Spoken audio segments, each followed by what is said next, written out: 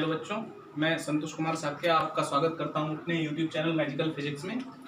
बच्चों, आज हम बात करेंगे फिजिक्स में कुछ गणित, कुछ मैथमेटिक्स जो यूज होती है उन टॉपिक्स के बारे में चर्चा करेंगे। वो टॉपिक्स जो हमारे फिजिक्स में बहुत ज़्यादा यूज होते हैं और बायोलॉजी से जो बच्चे स्टूडेंट्स 12th करते हैं उन बच्चों के लिए बहुत दिक्कत आती है। तो इस वजह से मैथ के कुछ ऐसे टॉपिक्स हम लोग कवर करेंगे जो फिजिक्स में यूज होते हैं। तो पहला टॉपिक हम लोगों का बच्चों होगा ट्रिग्नोमेट्री। नाम से ही स्पष्ट है, त्रि माने तीन, कोण माने कोण, मिति माने ज्यामिति। एक ऐसी संरचना के बारे में चर्चा करनी है इसमें जिसमें तीन कोण होंगे। तो सबसे पहली बात आती है बच्चों, कोण क्या होता है। तो कोण के बारे में अगर हम लोग चर्चा करेंगे, इंग्लिश में इसको एंगल बोलते हैं। कोण क्या होता है, सपोज बच्चों मान लीजिए हमारे पास कोई एक घूर्णन रेखा है, कोई भी OP। ये घूर्णन रेखा, इसकी सपोज मान लीजिए कि प्रारंभिक स्थिति कुछ OX रही है, OX। ये इस रेखाखंड की प्रारंभिक स्थिति है और ये OP जो है वो वर्तमान स्थिति है, प्रेजेंट स्टेटस इसका OP है। तो OX से OP तक जाने में जितना घूर्णन इस रेखा ने किया है उस घूर्णन को ही हम लोग बोलते हैं कोण, एंगल, जिसको हम लोग रिप्रेजेंट करते हैं, प्रदर्शित करते हैं थीटा से।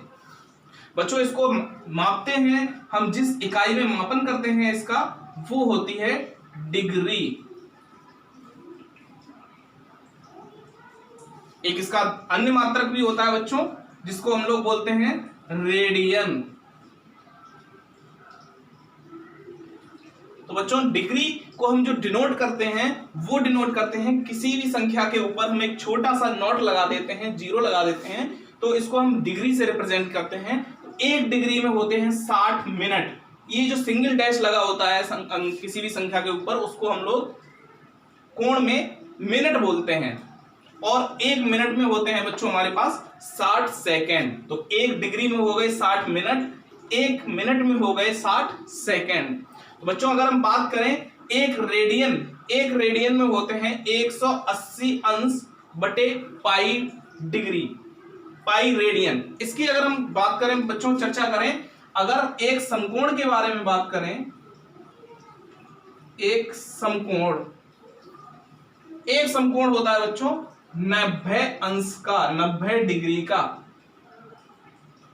90 डिग्री का। और यही एक समकोण अगर हम बात करें बच्चों, तो यही एक समकोण होता है π/2 रेडियन का। इसका मतलब ये हुआ कि एक समकोण बराबर 90 डिग्री, या यूं कहें कि एक समकोण बराबर π/2 डिग्री। इस 2 का अगर हम इधर मल्टीप्लाई करें तो देखने से पता चलेगा बच्चों, दो समकोण हो जाएंगे हमारे पास पाई रेडियन के। और दो समकोण माने 2 गुणित समकोण का मतलब हुआ 90 अंश यानी कि 90 डिग्री। ये हो गया हमारे पास पाई रेडियन। बात करें बच्चों, अगर 90 दूनी 180 डिग्री होता है, यानी कि 180 डिग्री जो है वो हमारे पास होता है पाई रेडियन के बराबर। अगर हम एक रेडियन का मान निकालना चाहें तो एक रेडियन का मान बच्चों कैसे निकलेगा, एक रेडियन का मान निकालने के लिए इस पाई को हम लोग इस 180 के बटे में ले जाएंगे, तो हमारे पास एक रेडियन का मान निकल के आ जाएगा 180 अंश बटे पाई, जो कि बच्चों लगभग बराबर होता है 57 डिग्री 17 मिनट और 45 सेकेंड के, या फिर ये बराबर होता है लगभग 57.3 डिग्री के। तो बच्चों, यहां से हम लोग मान को नोट कर लेंगे, कोण क्या होता है ये भी समझ लेंगे, स्क्रीनशॉट लेना चाहें स्क्रीनशॉट ले लेंगे, नोट करना चाहें तो अपनी नोटबुक पे नोट कर लेंगे। जल्दी से नोट कीजिए, इसके बाद आगे के बारे में बात करेंगे।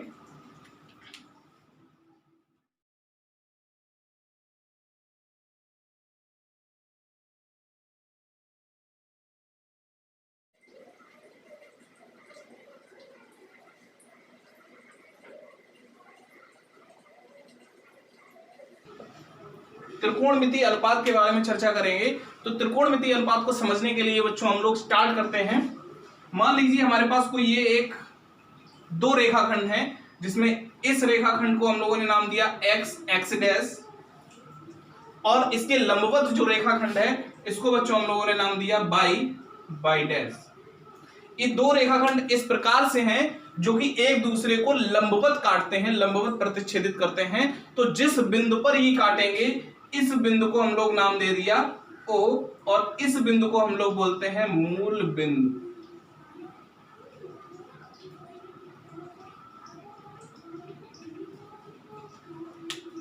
अब हमारे पास दो लाइनें मिलती हैं, एक बच्चों मिलती है एक्स ओ एक्स डैश और दूसरी मिलती है बाई ओ बाई डैश।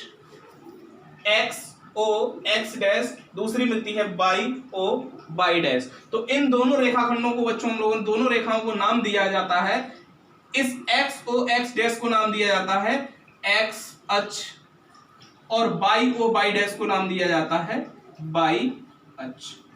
तो हमारे पास अब दो अक्षें मिल जाती हैं, एक एक्स अक्ष मिल जाती है और दूसरी बाई अक्ष मिल जाती है।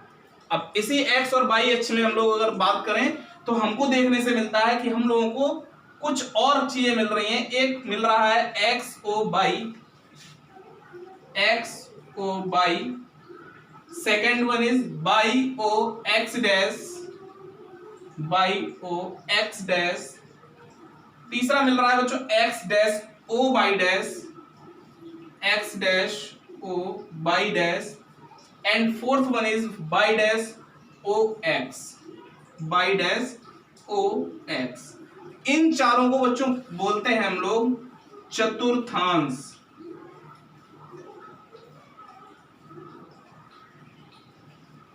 X O Y, X O Y, इसको बोलते हैं हम लोग प्रथम चतुर्थांश, प्रथम फर्स्ट चतुर्थांश। बाई ओ एक्स डैश को बोलते हैं बच्चों सेकेंड चतुर्थांश। X dash O by dash को बोलते हैं थर्ड चतुर्थांश, तृतीय चतुर्थांश। और बाई डैश ओ एक्स को बोलते हैं बच्चों चौथा या फोर्थ चतुर्थांश। तो ये हमारे पास बच्चों दो चीजें हम लोगों को मिल गई, एक्स अक्ष और बाई अक्ष मिल गई। उसके बाद हम लोगों को बच्चों चतुर्थांश मिल गए, क्वाड्रेंट मिल गए, first quadrant, second quadrant, third quadrant and fourth quadrant. चारों चतुर्थांश हम लोगों को मिल जाते हैं। अब चतुर्थांश को मिलने के बाद हम लोग क्या करते हैं, मान लीजिए हमारे पास कोई ओपी, जो हम लोगों ने अभी कोण देखा था उसी प्रकार से सपोज मान लीजिए हमारे पास कोई ओपी एक रेखाखंड है जो कि इस प्रकार है, जो इस ओ एक्स से कोई थीटा एंगल बना रहा है, थीटा कोण अंतरित कर रहा है, या फिर यूं कहें कि ओ एक्स उसकी वर्तमान प्रारंभिक स्थिति थी और प्रारंभिक स्थिति से वो वर्तमान स्थिति ओपी तक घूर्णन किया उसने, और जो घूर्णन किया उसका मान कितना है, थीटा है। तो अब हम लोग बच्चों क्या करते हैं, हम लोग इस P बिंदु से इस एक्स अक्ष पर एक लंब डालते हैं, यहां से एक परपेंडिकुलर ड्रॉ करते हैं। तो ये परपेंडिकुलर बच्चों इस एक्स अक्ष को 90 डिग्री पर काटता है, 90 अंश पर काटता है। इसी कोण को बच्चों हम लोग बोलते हैं समकोण, क्योंकि इसका मान कितना है, 90 अंश है। अभी हम लोगों ने बात की थी जिस कोण का मान 90 अंश होता है उसको हम लोग क्या नाम देते हैं, समकोण नाम देते हैं। तो ये हमारा हो गया समकोण। अब यहां पर कुछ एक चीजें नहीं निकल के आएंगी बच्चों। ये जो समकोण होता है, इस समकोण के सामने की भुजा को हम लोग बोलते हैं कर्ण। ये बच्चों ओ पी, ये हमने जो परपेंडिकुलर ड्रॉ किया है वो सपोज पीएम है, तो हमारे पास एक राइट एंगल ट्रायंगल मिल जाता है, एक समकोण त्रिभुज मिल जाता है पी एम ओ या O M P, O M P, ये हमारे पास समकोण त्रिभुज मिल जाता है। समकोण त्रिभुज में जो समकोण बना होता है, जो कोण समकोण होता है, उस कोण के सामने की भुजा को हम लोग कर्ण नाम देते हैं तो हमारे पास भुजा ओपी हमें मिल जाती है। भुजा ओपी को हम लोग क्या नाम देते हैं? कर्ण। इसी प्रकार से समकोण त्रिभुज जिस भुजा पर आधारित होता है, जिस भुजा पर खड़ा होता है, उसको हम लोग नाम देते हैं आधार। यानी कि हमारे पास OM भुजा हो जाएगी आधार। तीसरी भुजा यानी कि जिन दो भुजाओं से मिलकर समकोण बना होता है उसमें से दूसरी भुजा जो बचती है हमारे पास वो हो जाती है PM, और इसको हम लोग बोलते हैं लंब। तो हमारे पास यहां पर तीन रेखाएं हम लोगों को मिल जाती हैं, तीन भुजाएं हम लोगों को मिल जाती हैं। एक भुजा OM जिसको हम लोग आधार नाम देते हैं, एक भुजा PM जिसको हम लोगों ने लंब नाम दिया, और तीसरी सबसे बड़ी भुजा OP, इसको हम लोग नाम देते हैं कर्ण। यहां पर कुछ एक फैक्ट्स भी होते हैं बच्चों। ये जो OP है, ये कर्ण जो है वो हमेशा बड़ा होता है OM से, और ये OP हमेशा बड़ा होता है PM से। ये दोनों ही भुजाओं से बड़ा होता है, मतलब लंब से भी बड़ा होगा और आधार से भी बड़ा होगा। एक फैक्ट और निकल के सामने आता है कि ये OP हमेशा छोटा होता है OM तथा PM के योग से। ये हमेशा ही छोटा होगा। इस भुजा का मान हमेशा कम आएगा जब हम इस भुजा का मान निकालेंगे और उसमें इस भुजा के मान को जोड़ देंगे। अब इस भुजा का एग्जैक्ट मान, निश्चित मान कितना होता है वो भी बच्चों हम लोग बात कर लेते हैं कि हमारे पास जो OP भुजा का मान आता है वो आता है पाइथागोरस थ्योरम से, जिसका मान होता है OM का वर्ग प्लस MP का वर्ग। इसका मतलब ये हुआ कि आधार का वर्ग धन लंब का वर्ग करने से, उसका रूट ले लेने से, उसका वर्गमूल ले लेने से हमको इस कर्ण का मान प्राप्त होता है। तो ये हमें तीन भुजाएं मिल जाती हैं और तीनों भुजाओं में हमें कुछ संबंध मिलते हैं। उन संबंधों को भी हम लोगों ने नोट कर लिया, हम लोगों ने स्क्रीनशॉट ले लेंगे, आप लोग नोट कर लेंगे। इसके साथ ही साथ बच्चों ये हमारे पास जो तीन भुजाएं हैं, ये जो तीन भुजाएं हम लोगों को मिलके आ रही हैं, ये आपस में 6 अनुपात बनाती हैं। 6 अनुपात बनाएंगी, एक अनुपात इसका और इसका, और दूसरा अनुपात इसका इसका, तीसरा अनुपात इसका इसका। इसी प्रकार से 3 अन्य अनुपात बनेंगे जो इनके ठीक रिवर्स होंगे, ठीक प्रतिलोम होंगे। उन्हीं अनुपातों को हम लोगों ने नाम दिया है त्रिकोणमितीय अनुपात। तो वो अनुपात किस टाइप से होते हैं, कैसे होते हैं, उनके बारे में बात करेंगे। तो पहला अनुपात, पहले अनुपात की अगर हम लोग बात करें, इसको नोट कर लेंगे, स्क्रीनशॉट ले लीजिए आप लोग।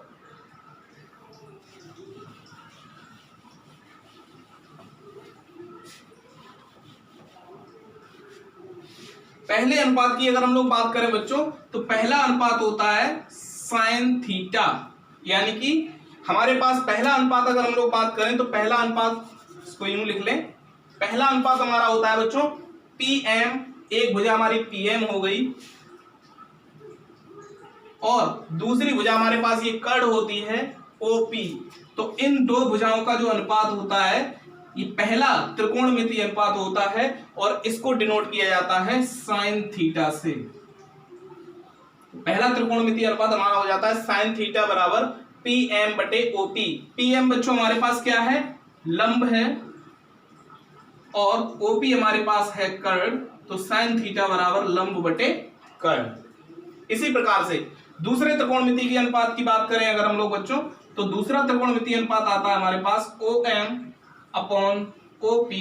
इस त्रिकोणमितीय अनुपात को हम लोग बोलते हैं cos थीटा, और चूंकि OM हमारे पास है आधार और OP हमारे पास है कर्ण, तो cos थीटा बराबर हो जाता है आधार बटे कर्ण।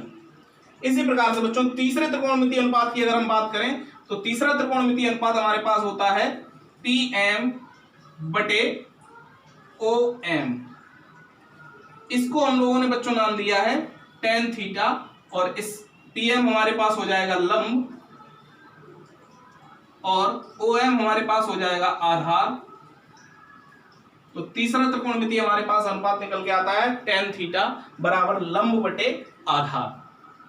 इसी प्रकार से बच्चों तीन अन्य अनुपात भी हमारे पास निकल के आते हैं जो इन तीनों के ठीक उल्टे होते हैं। तो चौथा त्रिकोणमितीय हमारे पास अनुपात आता है ठीक इसका उल्टा OM अपॉन PM, इसको नाम दिया है बच्चों cot थीटा, और ये इसका ठीक उल्टा हो जाता है आधार बटे लंब। इसी प्रकार बच्चों पांचवा त्रिकोणमितीय अनुपात हमारा इसका उल्टा आएगा जो कि होगा हमारे पास OP अपॉन OM, इसको नाम दिया है बच्चों sec थीटा, और ये होता है कर्ण बटे आधार। इसी प्रकार से हमारे पास छठा और अंतिम त्रिकोणमितीय अनुपात निकल के आता है OP अपॉन PM, और इसको नाम दिया है बच्चों cosec थीटा, यहां से निकल के आएगा बच्चों कर्ण बटे लंब। तो ये हमारे पास 6 अलग अलग त्रिकोणमितीय अनुपात निकल के आ जाते हैं जो कि हमारे पास पूरा मिला के त्रिकोणमिति बनाते हैं। इसके साथ ही साथ बच्चों हम लोग अगर देखें तो लंब को अगर हम L से शॉर्ट फॉर्म में डिनोट करें और कर्ण को K से डिनोट करें तो हमारे पास ये L अपॉन K आ जाता है। यहाँ पर आधार यानी कि A अपॉन K आ जाता है। इसी प्रकार यहाँ पर L अपॉन A आ जाता है। इसी प्रकार यहाँ पर A अपॉन L आएगा। Similarly K upon A and K upon L। तो इन 6 त्रिकोणमितीय अनुपातों को शॉर्ट फॉर्म में याद करने का सबसे आसान तरीका है बच्चों, इसको हम लोग लिख लेते हैं L A L बटे K K A, और ये हमें अलग अलग त्रिकोणमितीय अनुपात मिल जाते हैं। पहला त्रिकोणमितीय अनुपात हमें मिलता है ये लंब बटे कर्ण, ये हमारा पहला त्रिकोणमितीय अनुपात हो जाता है। इसी प्रकार से आधार बटे कर्ण, ये हमारे पास दूसरा त्रिकोणमितीय अनुपात हो जाता है।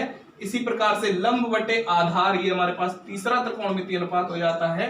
और ठीक इसके उल्टे चौथा त्रिकोणमितीय अनुपात हमें मिलता है आधार बटे लंब। पांचवा त्रिकोणमितीय अनुपात मिलता है कर्ण बटे आधार, और छठा और अंतिम त्रिकोणमितीय अनुपात हमें मिलता है कर्ण बटे लंब। तो इस प्रकार से हमें 6 त्रिकोणमितीय अनुपात मिल जाते हैं, अलग अलग अनुपात मिल जाते हैं। अब बच्चों इसके बाद हम बात करेंगे कि इन त्रिकोणमितीय अनुपातों में भी कुछ एक संबंध निकल के आएंगे, उनके बारे में चर्चा करेंगे। तो सबसे पहले इसका स्क्रीनशॉट ले लीजिए या नोट कर लीजिए, उसके बाद आगे की चर्चा करेंगे। ठीक है,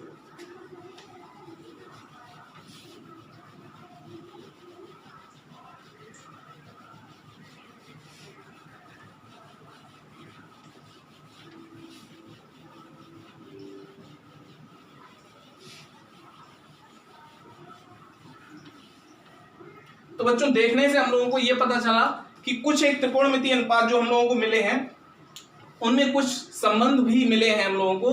तो उनमें से पहला संबंध हम लोगों को मिला है, अगर हम साइन थीटा की बात करें तो ये उल्टा होगा किसके, कोसेक थीटा के। ये पहला संबंध हम लोगों को मिला है। इसी प्रकार से दूसरा हम लोग बात करें अगर, तो हम लोगों को कॉस थीटा मिलेगा जिसका उल्टा होगा सेक थीटा, यानी कि cos theta is equal to 1 upon sec theta. सी प्रकार बच्चों तीसरा हम लोगों को मिलेगा टेन थीटा, जो कि हमारे पास रिवर्स होगा 1 अपॉन कॉट थीटा। ये 3 हम लोगों को संबंध मिल जाते हैं, बहुत ही आसान संबंध है, बड़े ही आसानी से आप लोग पिछला स्क्रीनशॉट देख के अपने आप से ही पता लगा सकते हैं। साइन थीटा बराबर हमारे पास होता है लंब बटे कर्ण, जबकि कोसेक थीटा हमारे पास होता है कर्ण बटे लंब। तो ये एक दूसरे के अपोजिट होते हैं, तो हमारे पास ये एक संबंध निकल के आता है। इसी के साथ साथ अगला संबंध हमारे पास निकल के आता है बच्चों, अगर हम बात करें, अगर हम देखें साइन का स्क्वायर करें, अगर हम बच्चों साइन स्क्वायर थीटा अगर हम करें और उसमें अगर हम कॉस स्क्वायर थीटा को जोड़ दें तो हमें इन दोनों का एडिशन एक बहुत ही सरल, बहुत ही आसान सर्व समीकरण मिलता है, इसका आंसर हम लोगों को बच्चों 1 मिलता है। हमेशा याद रखेंगे sign square theta plus cos square theta ये बच्चों 1 आता है। इसी के साथ साथ अगर हम इसकी पांचवी पॉइंट की बात करें तो पांचवा पॉइंट हम लोगों को बच्चों मिलता है, इसी को हम लोग रिवर्स भी कर सकते हैं, इसी को और मैनिपुलेट भी करके देख सकते हैं। यहां से हम लोगों को बच्चों साइन स्क्वायर थीटा की बात करें तो हमें मिलता है 1 माइनस कॉस स्क्वायर थीटा।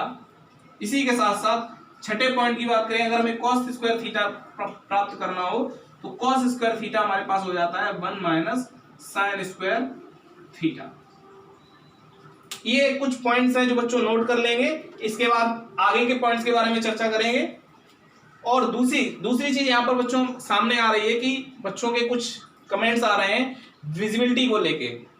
तो आप लोग जब इसको अपने यूट्यूब पर जब ओपन करेंगे तो आप उसकी क्वालिटी को सेलेक्ट कर लीजिए प्लीज। क्वालिटी को आप लोग 144p की बजाय आप 360 या 480p पर सेलेक्ट करेंगे तो आपको विजिबिलिटी बहुत अच्छे से दिखेगी, बहुत साफ दिखाई देगा। और भी अगर कोई प्रॉब्लम आती है तो आप कमेंट बॉक्स में लिखिए, उसको देखेंगे। अभी फिलहाल कहां तक आ रहा है ये मैं देख लेता हूं जरा।